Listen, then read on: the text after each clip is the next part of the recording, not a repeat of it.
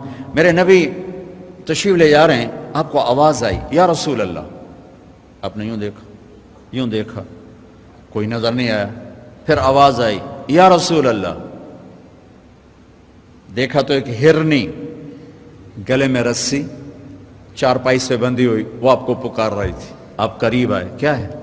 کہ آپ کا صحابی مجھے پکڑ کے لایا ہے، میں اللہ کی تقدیر پہ راضی ہوں، مطلب ذبح کی جاؤں گی، لیکن میرے چھوٹے چھوٹے بچے ہیں وہ بھوکے ہیں، اگر آپ مجھے چھوڑ دیں میں ان کو دودھ پلا کے واپس آ جاؤں۔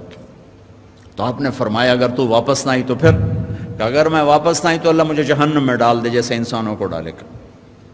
تو آپ نے اس کی رسی کھول دی اور وہیں بیٹھ گئے، اس نے دوڑ لگائی اور پہاڑوں میں غائب ہو گئی۔ دیر گزر گئی تو آپ نے دیکھا وہ پہاڑ سے اتر رہی تھی اور آ کر کہا یا رسول اللہ میں حاضر ہوں۔ اللہ اکبر، اسے خبر ہے میں کیوں حاضر ہوں۔ یہ ہمارے فیصل آباد کا بازار والا 10 روپے کے پیچھے وہ جھوٹ بولتا ہے کہ زمین آسمان کانپ اٹھتے ہیں۔ آپ نے اس کو رسی سے باندھ دیا اور پھر بیٹھ گئے۔ دیر گزری، وہ صحابی ہے جنہوں نے پکڑا تھا شکار کے لیے، وہ دیکھ کے پریشان ہو گئے، یا رسول اللہ آپ کیسے؟ کہا بھائی میرا ایک کام ہے چھوٹا سا۔ کہا کیا؟ کہ یہ ہرنی میں ہدیہ مانگتا ہوں آپ سے۔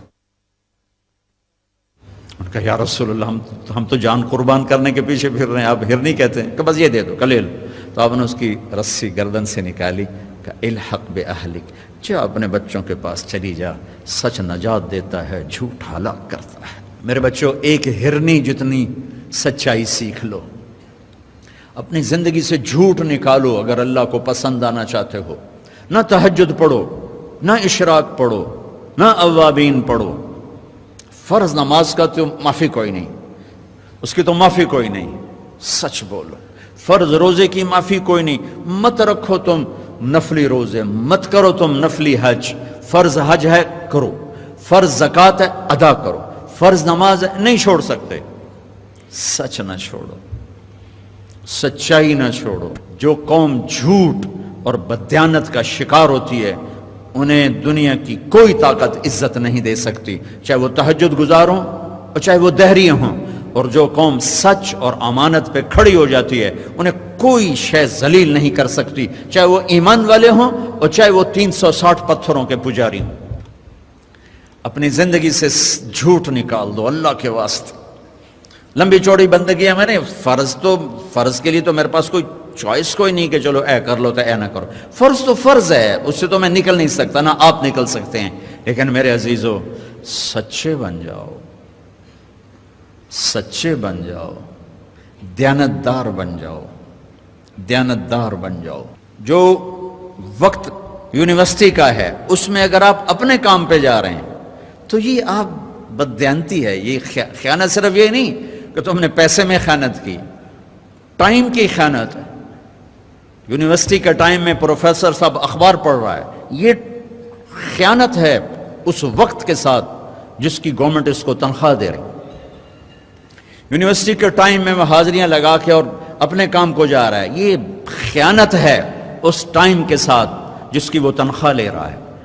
اس کو سرکاری گاڑی ملی ہے، اس کے بچوں کو اسکول چھوڑنے جا رہی ہے، یہ خیانت ہے۔ بددیانتی اللہ کی نظروں سے گراتی ہے جیسے پتھر اوپر سے نیچے آ کر گرتا ہے، اور دیانت آدمی کو لے جاتی ہے 7 آسمان عرشوں تک پہنچا دیتی ہے دیانتداری۔ جو ٹائم یونیورسٹی کا مقرر ہے اس سے اگر آپ گھنٹہ لیٹ آ رہے ہو، آپ نے 1 گھنٹے کی خیانت کی ہے۔ خیانت صرف پیسے جوڑ مارنے کو نہیں کہتے۔ آپ نے بچوں کو پڑھانا ہے، نہیں پڑھایا، تم نے پڑھنا ہے، تم آئے پڑھنے کے لیے، یہاں تم کسی اور کام میں لگے ہو، تم نے ماں باپ سے بھی خیانت کی، اللہ سے بھی خیانت کی، اس یونیورسٹی کے ساتھ خیانت کی۔ پروفیسر صاحب یونیورسٹی کے ٹائم میں کسی اور کام میں لگا ہوا ہے، یہ خیانت ہے۔ اگر اللہ اس کے رسول کا پسندیدہ بننا ہے تو میں لمبے چوڑے وظیفے نہیں بتا رہا ہوں، چھوٹی چھوٹی 2 باتیں بتا رہا ہوں۔ سچائی، امانت، سچائی، امانت۔ ہمارے ایک بزرگ تھے، وہ ٹیلی فون کے جی ایم ہو کے ریٹائر ہوئے تھے، وہ تبلیغ کے بھی امیر تھے۔ جب وہ دفتر میں آتے تھے تو تبلیغ کا ایک بول نہیں بولتے تھے کہ بھائی یہ تنخواہ میں ٹیلی فون کی خدمت کی لیتا ہوں، یہاں کوئی تبلیغ کی بات نہیں ہوگی۔ اور جب وہ دفتر سے نکل جاتے کہتے ہیں ہن میرا ٹائم اپنا ہے، ہن کوئی ٹیلی فون کی بات نہیں ہوگی، اب صرف تبلیغ کی بات ہوگی۔ میرے بچوں، بددیانتی نے ہمیں زیرو کر دیا ہے۔